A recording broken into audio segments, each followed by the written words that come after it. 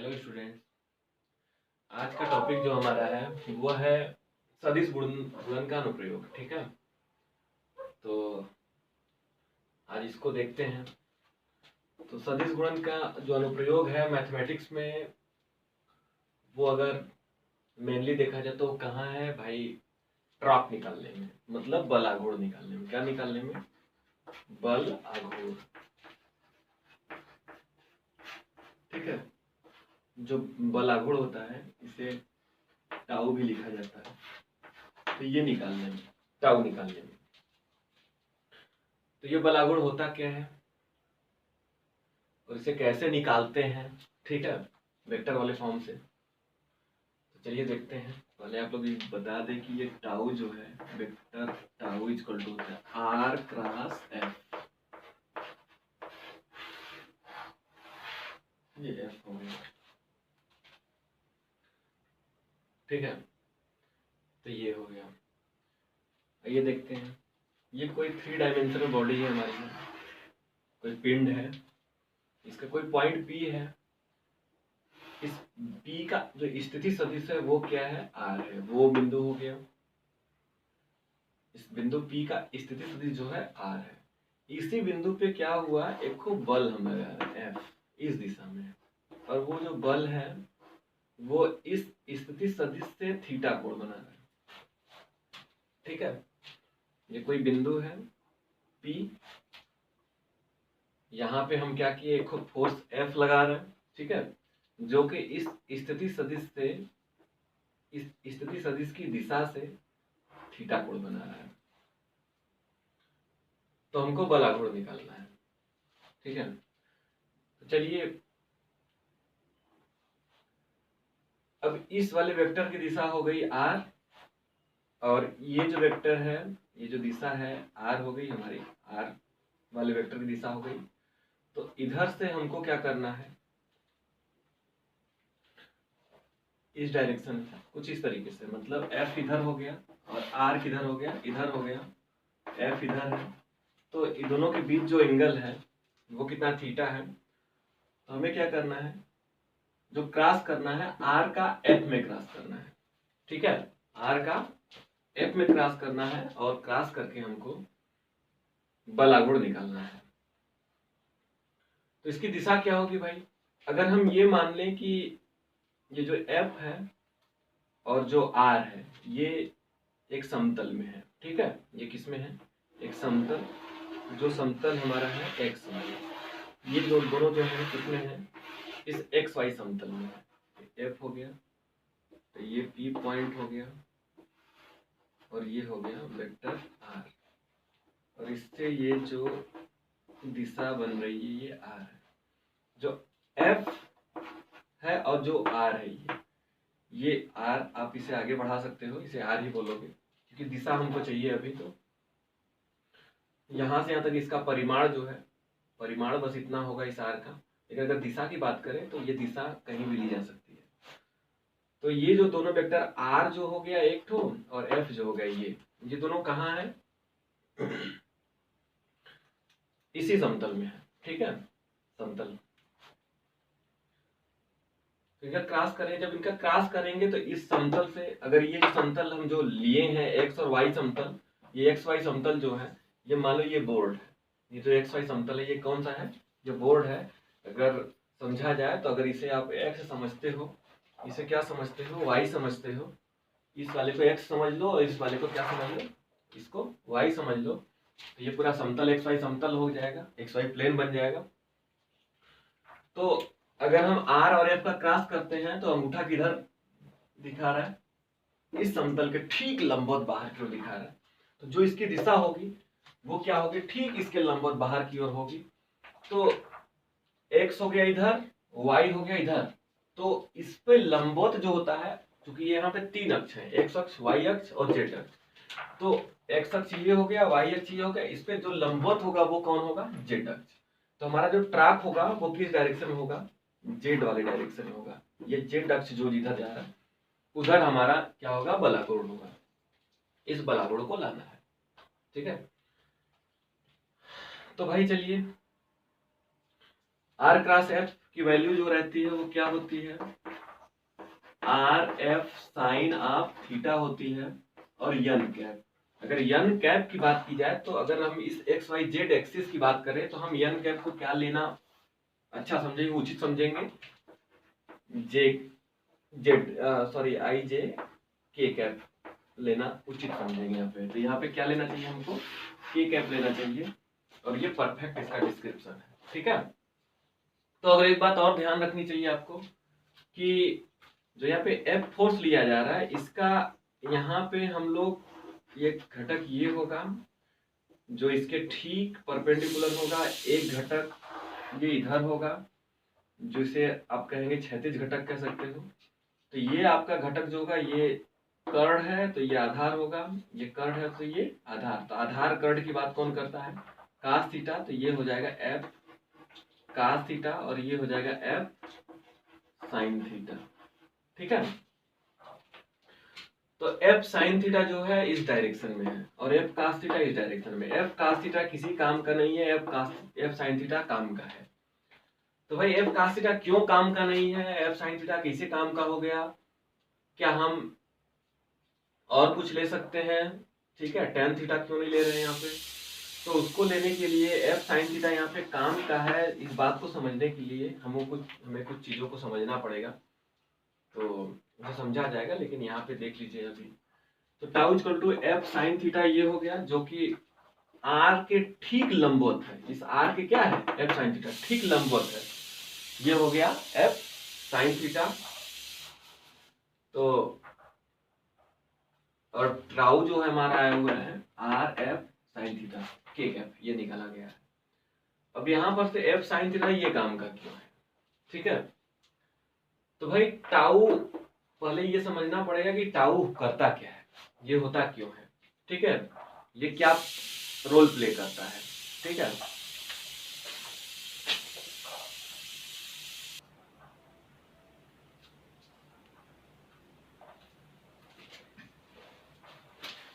चलिए भाई, तो ये बहुत अच्छी बुक है अवेकिंग इंडिया, तो इस बुक से समझते हैं, ठीक है, कि टाउ करता क्या है। अब यहाँ पे हम टाउ जो रहता है हमेशा रोटेशन के लिए यूज होता है, मतलब किसी पिंड को घुमाने के लिए, ठीक है। तो घुमाने के लिए तो हम इस बुक से समझेंगे कि मतलब टाउ किस तरह से काम कर रहा है। तो अपने सोचो कि ये मान लो यहाँ पे इसका फिक्स कर दिए हम, कब्जा लगा हुआ है, ये एक दरवाजा है, इसको हमें खोलना है। तो हम अगर फोर्स इस तरह से लगाते हैं, ठीक है, यहाँ से यहाँ तक इसका परपेंडिकुलर डिस्प्लेसमेंट हो गया, ये यहाँ से कब्जा लगा हुआ, कब्जे से ये दूरी आर हो गई, ठीक है, ये देखो यहाँ से यहाँ तक की आर हो गई। अब हम अगर इसे घुमाना चाहें तो ठीक अगर लंबवत बल लगाएंगे, इसे लंबवत लंबवत मतलब जैसे बल लगाएं तो बल और आर के बीच जो कोण हो वो क्या हो, 90 अंश, मतलब इसके बीच और जो फोर्स लग रहा है इसके बीच जो कोण हो कितना हो, 90 अंश हो। अगर हम इसे घुमाना चाहें तो आप अपने सोच सकते हो कि जब इसे घुमाओगे तो घुमाने के लिए, अगर आप इसे घुमाना चाहते हैं तो घुमाने के लिए आपको अपने हाथ को या उंगली को ठीक लंबवत रखना पड़ेगा, तभी ये घूमेगा। आप अपने सोचो कि इसे हम घुमाना चाहते हैं और इसे हम कुछ इस तरीके से करते जाएं करते जाएं करते जाएं करते जाएं और इस तरह से कर देंगे। अब हम बल कैसे लगा रहे हैं, एकदम आर जैसे इधर आ रहा है, आर इस दिशा में आ रहा है तो उसके ठीक विपरीत दिशा में और उसके समांतर लगा रहे हैं, मतलब आर की दिशा इधर है तो हम ठीक विपरीत लगा रहे हैं और उसी के समांतर लगा रहे हैं। तो अपने सोचो भाई, अगर आप इस पे आर इधर आ रहा है, आप फोर्स इधर लगाओगे तो ये घूमेगा नहीं, यहीं पे रुक जाएगा, ठीक है। तो काम है टाउ का इसे रोटेट कराना।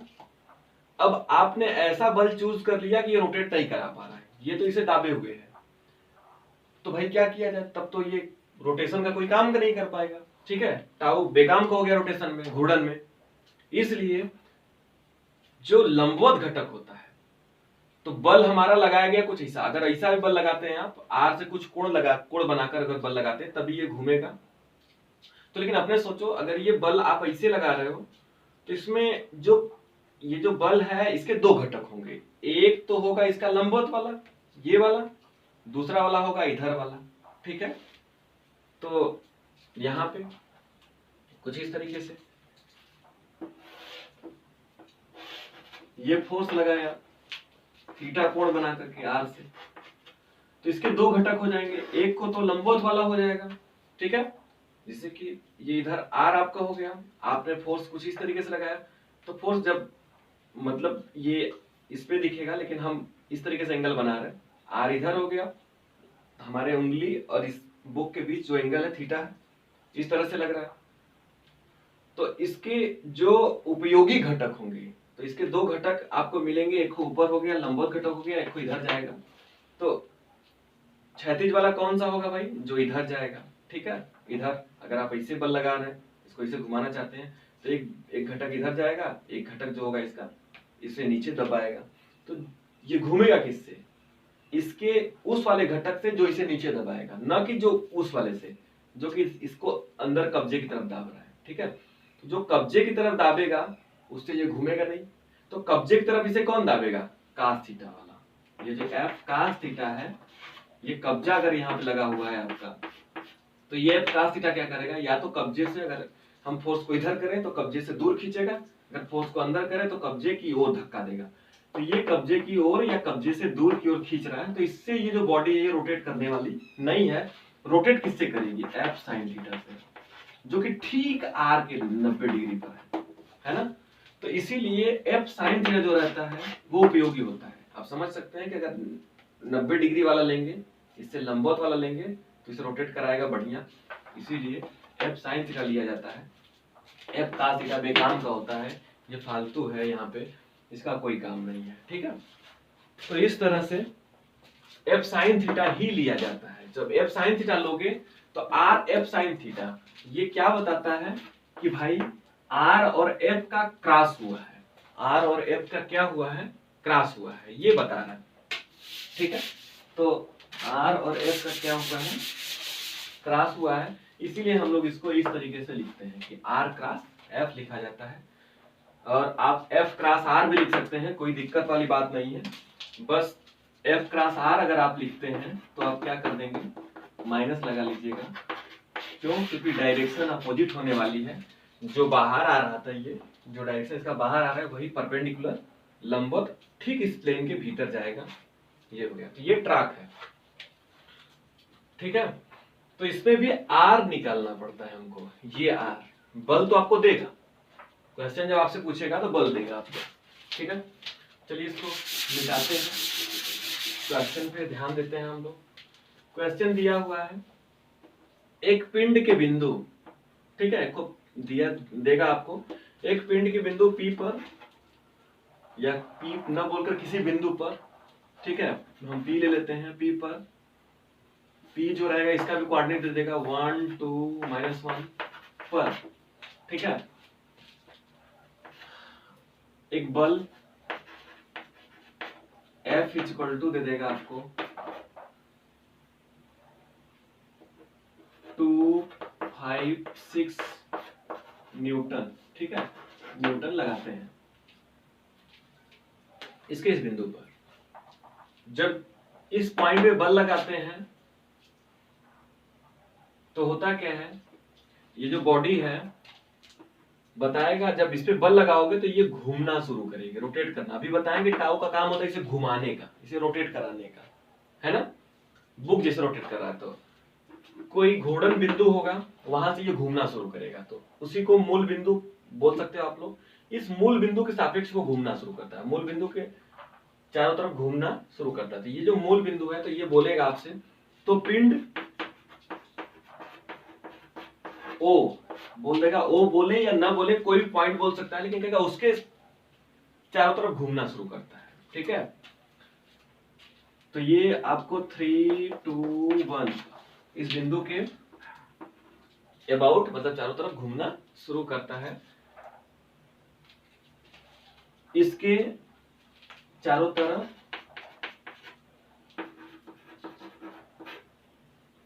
ठीक है घूमना या घूमने लगता है, ठीक। तो अब इसे क्या कहते हैं, बताइए कितना बलाघूर्ण इस पे कार्य कर रहा है। तो आप लोग को तुरंत समझ जाना चाहिए कि P बिंदु दिया है तो इसका मतलब दे दिया है OP इक्वल टू, OP दिया हुआ है कितना है 1 है तो I कैप, 2 है तो 2 J कैप, -1 है तो माइनस K कैप, इतना मीटर दिया है, सब मीटर में दिया होगा। और जो O है ठीक है, इसका खुद O ही पॉइंट है तो O का O के सापेक्ष क्या लिया जाएगा, ठीक है। तो O यहाँ पे OP न लेकर के हम लोग किसी इस बिंदु का स्थिति सदिश जो है इसका जो दिया रहेगा, इन दोनों का स्थिति सदिश हम किसी नए बिंदु के सापेक्ष लेते हैं। क्यों? क्योंकि हमको OP चाहिए। क्या चाहिए हमको? OP चाहिए। तो एक नया बिंदु हम लोग इधर ले लेते हैं, Q पॉइंट लेते हैं। इस Q पॉइंट से दोनों का स्थिति सदिश निकालते हैं, ठीक है। QO और QP निकालते हैं। चलिए, तो QP हो गया, इसका निकाल लिए, और QO निकाल लेते हैं। QO क्या हो जाएगा आपका, O का दिया हुआ है तो ये हो जाएगा 3I cap plus 2J cap plus K cap, ये हो गया। तो आपको ध्यान रखना है, हमको R चाहिए, R इसी डायरेक्शन में चाहिए, है ना। तो OP चाहिए, क्या चाहिए? OP चाहिए। तो OP इक्वल टू क्या होगा, जनरल सी बात है भाई, अंतिम माइनस प्रारंभिक, ठीक है। तो जो कॉमन पॉइंट है Q है तो QP माइनस, ये दोनों में कॉमन पॉइंट Q है ना। आप लोग फर्स्ट वाले में देखे हैं वीडियो में कि किस तरीके से हम OP निकालते थे, जो कॉमन पॉइंट होता था वो कॉमनली दोनों में रहेगा, और अंतिम माइनस प्रारंभिक, P वाला लास्ट है तो OP QP माइनस QO, इस तरीके से आप करके निकालोगे। तो OP इक्वल टू आपको मिल जाएगा QP इतना है, QO इतना है, तो QP में से QO घटाना है तो 1 में से 3 माइनस करोगे तो कितना आ जाएगा, माइनस 2I कैप, 2 में से 2 माइनस करोगे तो 0 हो गया, मतलब J कैप खत्म, इसमें से इसको माइनस करोगे तो -2 K कैप, ये आ गया आपका भाई OP, ठीक है। तो इस तरह से आपका OP मिल गया। अब OP निकालने के बाद हमें करना क्या है, मतलब OP है तो ये R है, वेक्टर R मिल गया, -2I cap plus -2 K cap, ठीक है। ये मीटर में R वेक्टर मिल गया हमको। अब हमें क्या करना है, F टाउ, वो क्या कहते हैं, कहाँ गया, टाउ निकालना है। तो टाउ इक्वल टू होगा, sorry, tau equal to R cross F करना है, ये जनरल सा कर लोगे, आपका आंसर आपको मिल जाएगा। तो F जो है यहाँ पे I J के लगाकर F लगा लोगे, ठीक है। चलिए देखते हैं यहाँ पे, तो टाउ इक्वल टू हो जाएगा R, तो R अभी मिला है, पुट करते हैं, -2I कैप -2 K कैप, ये हो गया R क्रॉस F कितना है, ये है तो I J के लगा लो इसमें, तो 2I cap plus 5J cap plus 6 K cap, ये हो गया। इस तरह से अब इन दोनों का क्रॉस आप लोग डिटरमिनेंट वाले मेथड से कर सकते हैं। तो डिटरमिनेंट का मेथड क्या है, लोगों को पता है, I cap J cap K cap. तो I का हो गया -2, इसमें J तो है नहीं 0, इसमें K है -2, इसमें I का हो गया 2, J का हो गया 5, K का हो गया 6, ये हो गया। इसका I कैप ले लो, माइनस फिर J कैप फिर प्लस K कैप, क्रॉस लगाने का ये मेथड है डिटरमिनेंट से। तो I J K, I वाला इसको बंद करेंगे, इसको बंद करेंगे, ये बता 6 जगह 0, माइनस 5 गुना का 10 तो प्लस 10, फिर इसको बंद करेंगे, ठीक है। ऊपर वाला बंद होगा, इसके सामने वाला ये वाला बंद होगा तो 6 दूनी के -12, फिर -4 हो जाएगा, तो -4 तो माइनस +4, ठीक है। फिर उसके बाद K वाली बारी आ गई, तो हमको करना है K को बंद, और इसके सामने तो बंद होबे करेगा, 5 गुना का 10, आपको ये समझना चाहिए किस तरह से होता है। ये हो गया 5 गुना का 10, फिर 2 चिड़िया 0 हो गया, तो आ गया 10I कैप माइनस प्लस हो जाएगा 8J कैप माइनस 10 ये मिल गया हमको क्रॉस। तो ये है ट्रैक, ठीक है, इतना न्यूटन मीटर, ये आंसर आ गया हमारा ट्रैक का।